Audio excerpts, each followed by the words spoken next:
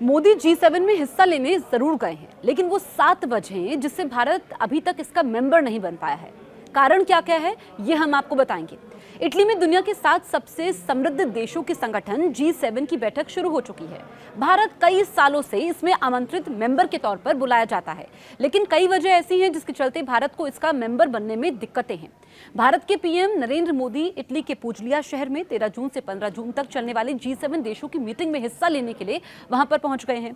भारत इस संगठन का मेंबर तो नहीं है, लेकिन उसको फिलहाल कई कारणों से इसमें शामिल नहीं किया गया है। वो पिछले कुछ सालों से इसमें शिरकत जरूर करता आ रहा है, लेकिन भारत इसका सदस्य देश नहीं है। और कई तरह के भारत को फायदे होंगे अगर वो G7 का सदस्य देश बनता है। दुनिया में उसका रुतबा बढ़ेगा। G7 उन्नत अर्थव्यवस्थाओं का एक विशिष्ट क्लब है जिसमें संयुक्त राज्य America, United kingdom, Canada, France, Germany, Italy और जापान शामिल है। भारत G20 का एक प्रमुख मेंबर है, लेकिन ऐतिहासिक, आर्थिक और रणनीतिक वजहों से इसे G7 में शामिल नहीं किया गया है। अब एक एक करके हम आपको वो 7 कारण बताएंगे जिस वजह से भारत G7 का मेंबर देश नहीं है। G7 महत्वपूर्ण औद्योगिक शक्ति और तकनीकी प्रगति के साथ उन्नत अर्थव्यवस्थाओं वाले देशों का समूह वाले देशों के साथ बनाया गया है। हालांकि भारत तेजी से विकास कर रहा है, लेकिन इसकी प्रति व्यक्ति आय, जो प्रति व्यक्ति इनकम होती है, वो काफी कम है। साथ ही इसे सामाजिक आर्थिक चुनौतियों का सामना भी करना पड़ा है, जो इसे G7 मेंबर देशों से अलग करती है। वो इन मामलों में भारत से बहुत आगे निकल गए हैं। तो पहला कारण है प्रति व्यक्ति आय, जो कि भारत की इन देशों के कंपैरिजन में काफी कम है। दूसरा कारण हम आपको बताते हैं, गुट निरपेक्ष आंदोलन की विरासत। शीत युद्ध के समय भारत गुट निरपेक्ष आंदोलन का एक प्रमुख मेंबर था, जिसने संयुक्त राज्य अमेरिका और सोवियत संघ के बीच महाशक्ति प्रतिद्वंदी से दूरी बनाए रखने की मांग की थी। इस रुख ने बहुपक्षीय मंचों और गठबंधनों के प्रति भारत के दृष्टिकोण को आकार तो दिया। इसकी वजह यह भी कि G7 का मेंबर ये नहीं है। आकार देना ये भारत के लिए रोड़ा बन चुका है। G7 देशों से अलग है। भारत का आर्थिक महत्व और कूटनीतिक प्रभाव बेशक बढ़ रहा है, लेकिन इसका विकास पथ अन्य G7 देशों से अलग है। विकास का रास्ता और आर्थिक संरचना भी इसके G7 से बाहर रहने की वजह है।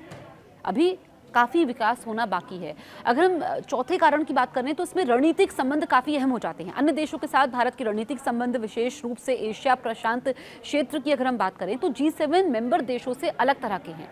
इससे G7 में मेंबरशिप के बजाय क्षेत्रीय और द्विपक्षीय गठबंधनों पर ध्यान केंद्रित होता है।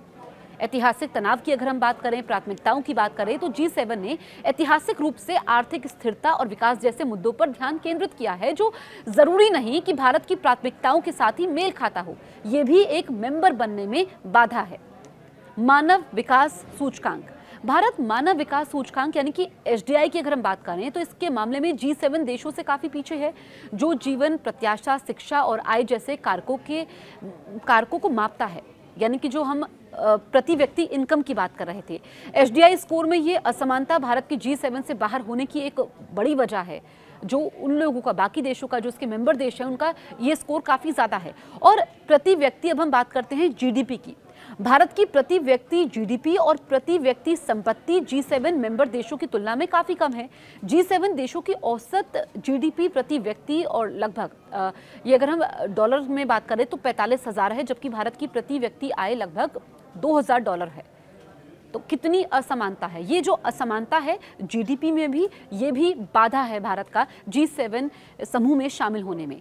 G7 से भारत जैसी महत्वपूर्ण उभरती अर्थव्यवस्थाओं की अनुपस्थिति वैश्विक शासन की वैधता पर सवाल खड़े करती है। G7 की मेंबरशिप के विस्तार में भारत जैसे देशों की मौजूदगी इसकी विश्वसनीयता को बढ़ा सकती है, क्योंकि अगर भारत इसका मेंबर बनता है तो भारत के लिए तो फायदे होंगे ही, लेकिन जो इसमें बाकी देश शामिल हैं, क्योंकि उनको भी फायदा होगा। इस वक्त पूरी दुनिया वैश्विक चुनौतियों का सामना कर रही है, और ऐसे में जब विश्व, क्योंकि हम देख रहे हैं कि इस वक्त विश्व में 2 युद्ध चल रहे हैं, तो फिर जब युद्ध चलते हैं तो दुनिया 2 धड़ों में बट भी जाती है कि भारत की मेंबरशिप के संकेत क्या हैं।